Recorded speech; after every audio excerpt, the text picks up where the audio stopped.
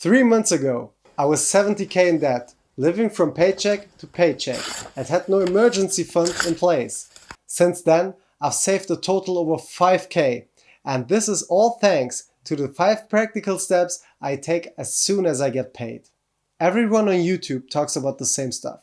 Control your expenses, save money for an emergency fund, invest in stock market. To be honest, I think these statements are too much on the surface. In this video, I will provide you with 5 practical steps that you can apply directly, promised. What I need you to do from now on is to treat every investment as cost.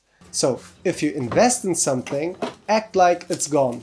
Watch until the end, because the following steps work best when applied together. Step number 1, when you get paid, is to buy physical gold, even before you pay for your necessities. Let me explain why. I tried everything, from paying off high interest debt to paying for my necessities first. Neither worked, and I was unable to build up an emergency fund, since I had no money left to save. And if I was able to save a little bit of money, as soon as my wallet was empty, I was too lazy to go to the bank, which happened a lot. I would take cash out of my reserves for convenience. The next problem was, money depreciates very quickly in value due to inflation, which hurt my motivation to build up an emergency fund at all. Suddenly, I recognized that I had been overlooking gold as a store of value because it seemed old-fashioned. To build a solid emergency fund, you don't need the highest returns. You want something stable that doesn't depreciate as fast as money. And gold has largely outperformed inflation over the last 51 years. I tried gold ETFs and other digital alternatives. But as soon as I saw the slightest profit, I sold it to make an extra few bucks. But this habit kept destroying the purpose of investing, which benefits you only in the long run. I found that going to the jeweler and buying physical gold worked for me most. I usually go with 1 gram up to 5 gram.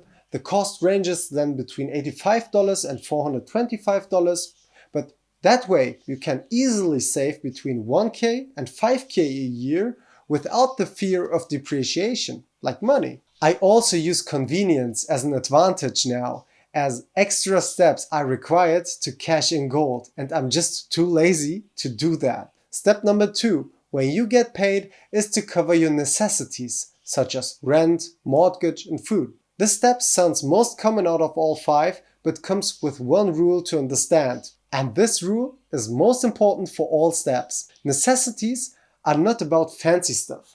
Take this Pellegrino water bottle in comparison to this glass tap of water. Both tackle your thirst, and one is just 10 times more expensive than the tap water. A golden rule in personal finance is the so-called 50, 30 and 20 method.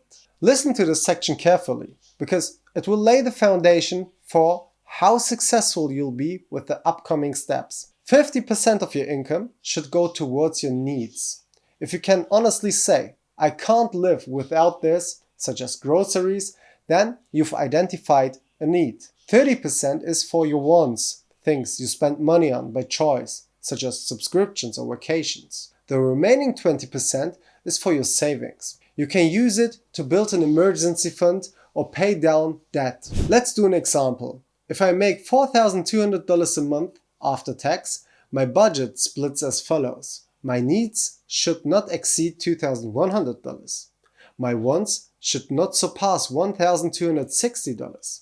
And my savings would be $860. I've linked a free calculator in the description for your reference. If your needs exceed 50%, consider cutting costs. I recently moved from an apartment that took nearly 30% of my income to a smaller one that now takes only 15%. Step number 3, when you get paid, is to invest in tangible assets, which have become popular lately. These assets have real physical substance and hold material value, such as properties or artwork. Have you heard of micro-investing in real estate yet? Everyone dreams of buying real estate, but the prices are often too high to even comprehend who can afford such properties. There are platforms such as CrowdStreet or Realty Mogul or Urbanite that allow you to contribute small amounts of money without needing to purchase an entire property on your own. For example, at Urbanite, The minimum invest starts at $500,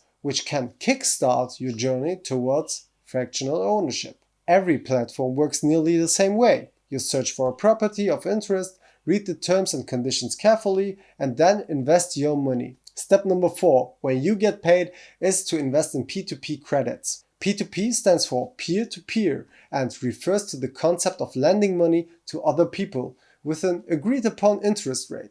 Instead of taking loans for personal consumption, have you ever thought of giving out loans for others' consumption? Take Prosper, for example. It's a website where you can invest in personal loans to diversify your portfolio.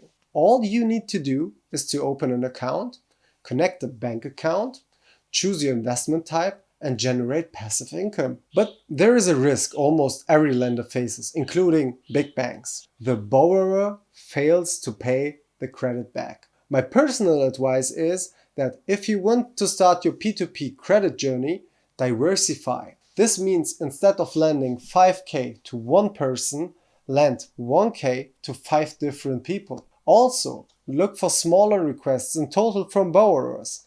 For example, I would be more open to lending $500 for a $2,000 request rather than $500 for a $20,000 request. If you treat investing as a cost, as I mentioned at the beginning of this video, you'll experience the benefit once your investments generate cash flow. Also, remember the 50-30-20 rule. The more you minimize the 50% allocated to your needs and the 30% allocated to your wants, the more you'll have left on top of the 20% for your savings and investments. Step number 5, when you get paid, is to know your wants for that month in advance. What destroys our finance 90% of the time is impulse buying behavior. You get hungry, so you order overpriced meals. You see an incredible offer for a vacation and you buy it immediately. When you plan your wants at the beginning of a month, you can calculate exactly how much you'll have left using the 50-30-20 method. I do this in a very old-fashioned way.